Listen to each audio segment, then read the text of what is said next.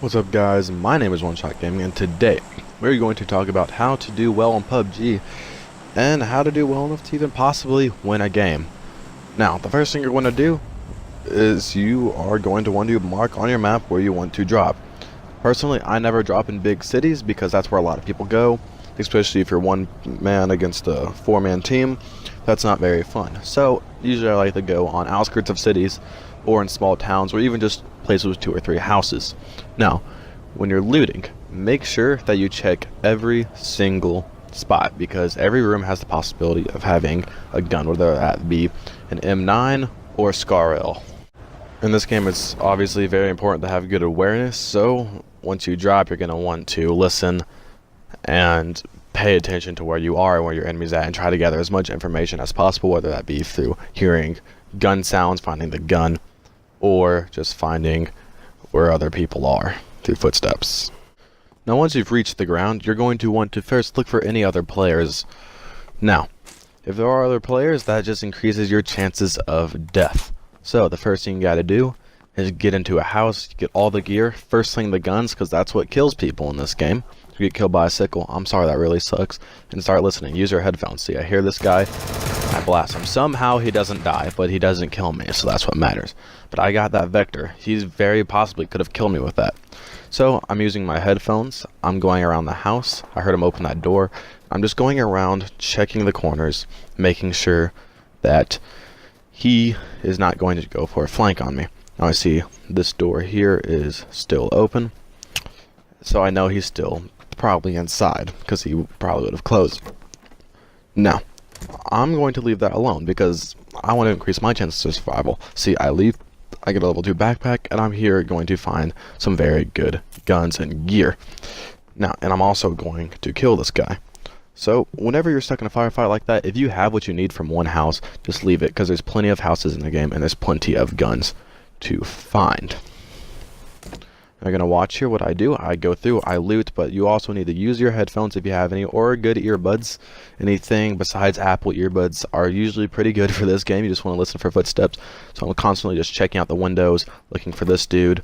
I bait him out if he's there, and I'm like, oh, he's not there. Oh, there he is. He's being stupid, not watching for me, and it's an easy kill for me.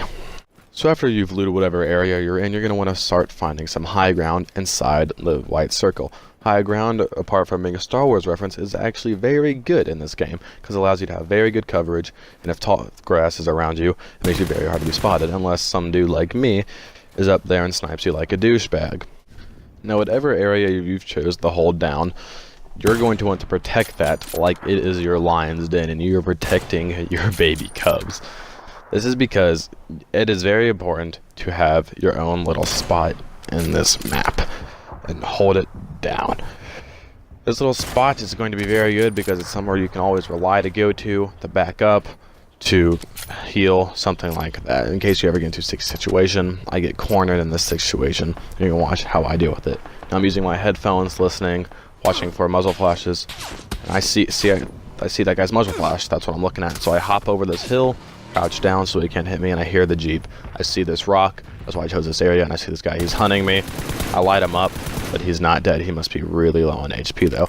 Right now, I know he's cornered, and I know I'm cornered, but he's in a worse situation. So I throw a frag, try to flush him out. Unfortunately, I somehow long-arm that thing, and it just goes way over the Jeep and misses him. But it sure does how scared him, and I know that dude's shooting at him. So he moves. Pretty sure I take some shots at him, try to kill him. Unfortunately, no. But I know this guy over here is going to be distracted. So I pull out my car, and I wait. I'm looking at him, and I look for that juicy, sweet headshot. I want to get that pink mist. Put that headshot on the car, because this is a one-shot. If the person's alone. See the gun barrel? I know he's going to come for me. Bang. Dead. That's what's really important in this game. Trying to get inside the minds of the other players. Trying to deceive them in what you're doing. Make them think you're doing something else. Baiting them by opening doors. Shooting in other areas. Throwing frags and smokes. That's basically how you get inside the minds. And you're also going to predict what they're doing. So I know that guy, he was distracted, so I moved in on him. And I know those other guys on those hills. I know most people are going to be trying to move towards me. So I hold down this area. get some kills. And I never recommend going for kills, because that's what usually will get you killed. I recommend just going for loot and picking people off, but in this case, I'm just holding my ground. Now, at this point in the game, there's going to be 30 to 20 people alive, and you're going to want to just stay alive and use your environment to your advantage. Use your headphones and use your area that you're choosing to hold down, because that's what's going to keep you alive. So this little shack and my little Jeep kept me alive in this situation. This guy, I know where he's moving in on me from, and I know how to take it out. I'm using the Jeep, crouching, using my AR, using that full auto when I need to, moving around the shack, knowing that the walls can be shot through, eventually taking him out. But at this point, you're really just want to survive, stay hidden from other players, and engage those that you have to. Now, after you get past the top 30 and top 20 players, you are really going to be engaging players that know what they're doing and have been playing this game for a while and probably won a few other games. Now, at this point, you're going to look up there and be like, holy shit, I might win this. And your adrenaline's going to start going, and adrenaline can really make you pray.